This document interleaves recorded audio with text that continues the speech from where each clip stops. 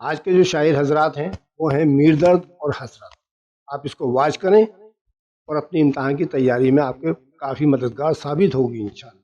یہ سارے کے سارے امپورٹنٹ اشعار میں نے اس میں ڈالے ہیں، اور اس سے پہلی ویڈیو بھی جو میں آپ کو ڈال چکا ہوں اس میں سب امپورٹنٹ ہے.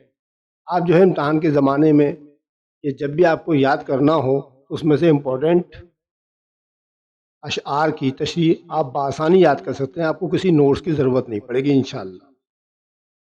ٹھیک ہے، فرسٹ ایئر آل گروپس کے لیے اردو لازمی اشعار کی تشریح. چلتے ہیں ویڈیو کی طرف. خواجہ میر درد. ارض و سما کہاں تیری وسعت کو پا سکے، میرا ہی دل ہے وہ کہ جہاں تو سما سکے. یہ شعر میر درد کی غزل سے لیا گیا ہے. ان کو صوفیانہ کلام کا امام مانا جاتا ہے. اس شعر کا بنیادی خیال یہ ہے کہ انسانی دل میں اللہ تعالیٰ نے بڑی وسعت رکھی ہے. یہاں درد انسانی جذبوں کی وسعت کو بیان کرتے ہوئے کہہ رہے ہیں کہ کائنات میں کوئی مخلوق ایسی نہیں کہ جو اپنے اندر اللہ تعالیٰ کی قدرت کا اتنا گہرا احساس رکھتی ہو.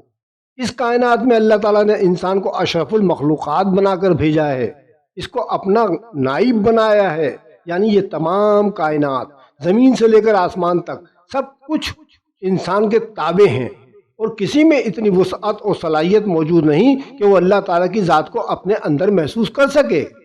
کائنات میں کسی بھی جگہ اتنی وسعت نہیں کہ جہاں اللہ تعالیٰ کا خیال سما سکے، سوائے انسانی دل کے جو اللہ کا گھر ہے. قاصد نہیں یہ کام تیرا اپنی راہ لے، اس کا پیام دل کے سوا کون لا سکے. اس شعر کا بنیادی خیال یہ ہے کہ دل کی باتیں کسی اور کی زبان سے ادا نہیں ہو سکتی. یعنی میں اپنے خیالات کو کسی اور کے ذریعے ادا نہیں کر سکتا جو میں خود بیان کروں گا.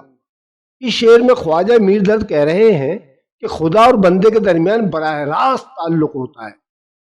اللہ تو ہمارا محبوب حقیقی ہے، میرے دل سے نکلی ہوئی ہر بات محبوب تک پہنچ جاتی ہے. اپنے محبوب حقیقی تک اپنے احساسات پہنچانے کے لیے کسی قاصد یا پیامبر کی کوئی ضرورت نہیں ہوتی.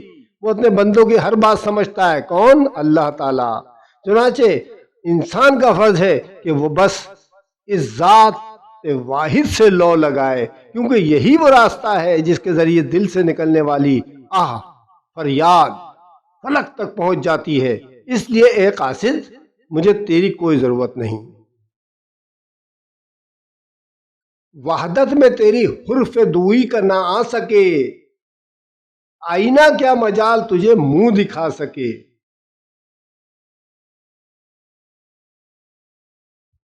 یہ شعر میر درد کی غزل سے لیا گیا ہے. ان کو صوفی شاعری کا امام مانا جاتا ہے. میر درد کا یہ شعر اللہ تعالیٰ کی وحدانیت کے گرد گھومتا ہے، کیونکہ اللہ تعالیٰ نے سورہ اخلاص میں یہ بات طے کر دی ہے کہ اس جیسا کوئی نہیں، اس کی مثل کوئی نہیں. انسانی آنکھ میں وہ طاقت ہی نہیں کہ جو اسے دیکھ سکے. یہی وجہ ہے کہ اللہ تعالیٰ کی وحدانیت پر کسی طرح کی کوئی گفتگو نہیں ہو سکتی. حد تو یہ ہے کہ کائنات میں کوئی بھی ایسی چیز نہیں بنی جو اس کا عکس پیدا کر سکے.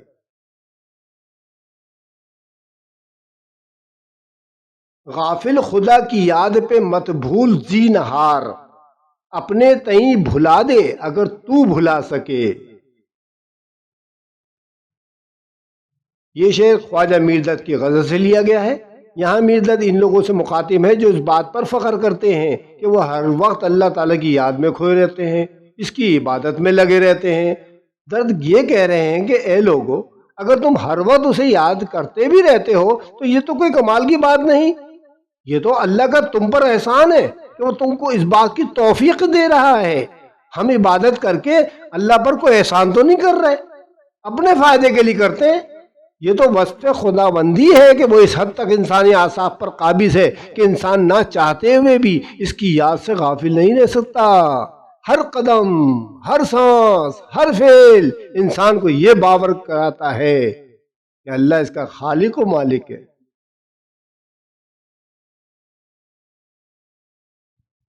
جس مسند عزت پہ کو تو جلوہ نما ہے، کیا گزر ہوئے تعقل کے قدم کا۔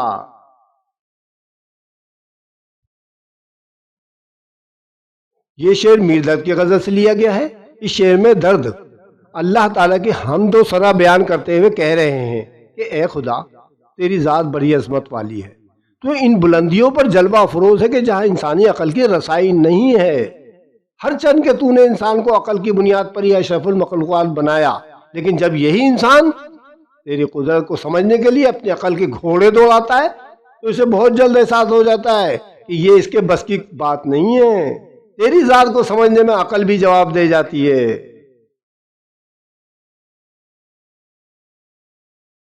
بستے ہیں تیرے سائے میں سب شیخ و برہمن، آباد ہے تجھ سے ہی تو گھر دیر و حرم کا۔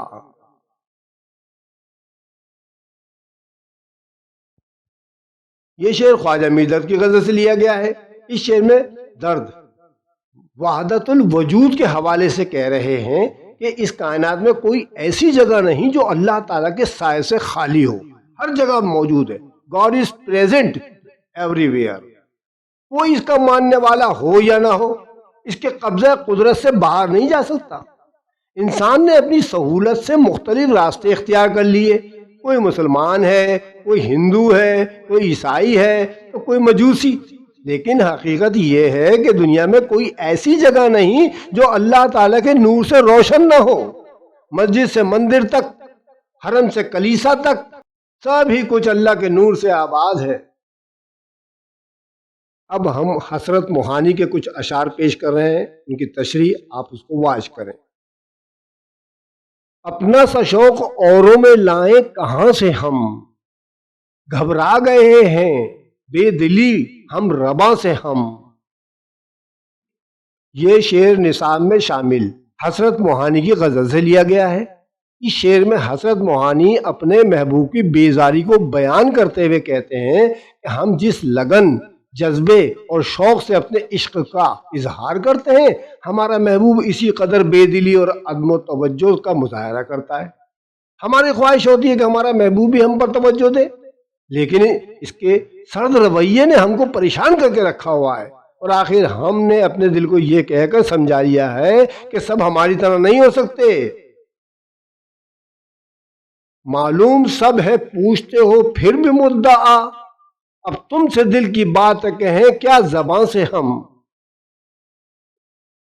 یہ شعر حضرت موہانی کی غزل سے لیا گیا ہے۔ اس شعر میں حضرت موہانی محبوب کی بے نیازی کا شکوہ کرتے ہوئے کہتے ہیں کہ اے میرے محبوب، جب تو میرے تمام احوال سے واقف ہے تو پھر میری کیفیت، میرے احساسات میری زبان سے کیوں سننا چاہتا ہے؟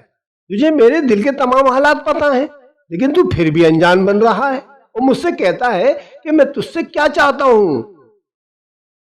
اس شعر میں تجاہل عارفانہ یعنی جان بوجھ کر انجان بننے کا استعمال کیا گیا ہے۔ مایوس بھی تو کرتے نہیں ہم تم ذرا ہے ناز، تنگ آ گئے ہیں کشمکش امتحان سے ہم۔ یہ شعر حسرت موہانی کی غزل سے لیا گیا ہے۔ اس شعر میں حسرت اپنے محبوب سے مخاطب ہو کر کہہ رہے ہیں کہ نہ تم ہماری بات مانتے ہو اور نہ ہم کو صاف جواب دے کر انکار کرتے ہو۔ یہ کیا وتیرہ ہے؟ غرض یہ کہ تم نے ہم کو ایک بے یقینی کی کیفیت میں مبتلا کر کے رکھا ہوا ہے۔ ممکن ہے کہ تمہارے نزدیک یہ تمہاری ایک ادا ہو، لیکن اس صورتحال نے ہم کو ایک امتحان میں مبتلا کر رکھا ہے جو اب ہماری برداشت سے باہر ہی ہوتا چلا جا رہا ہے۔ تو جناب یہ تھے خواجہ میر درد اور حسرت موہانی کے کچھ اشعار۔ آپ ان کو واچ کریں اور ان کو دیکھیں، اور اس سال کے لیے جو امپورٹنٹ آپ کو لگے 10 ایئر سے دیکھ لیجئے گا، آپ اس کو یاد کر لیجئے گا۔ اب آپ کو کسی نوٹس وغیرہ کی انشاءاللہ ضرورت نہیں پڑے گی، ٹھیک ہے؟ اگر آپ کو میری ویڈیو اچھی لگے اس کو لائک کرنا مت بھولیں، اپنے دوستوں ساتھیوں کو زیادہ سے زیادہ شیئر کریں۔ اگر کسی بچے نے میرے چینل کو ابھی تک سبسکرائب نہیں کیا ہے تو سبسکرائب کر لے، کامنٹس کریں مجھے تاکہ ہماری حوصلہ افزائی ہو۔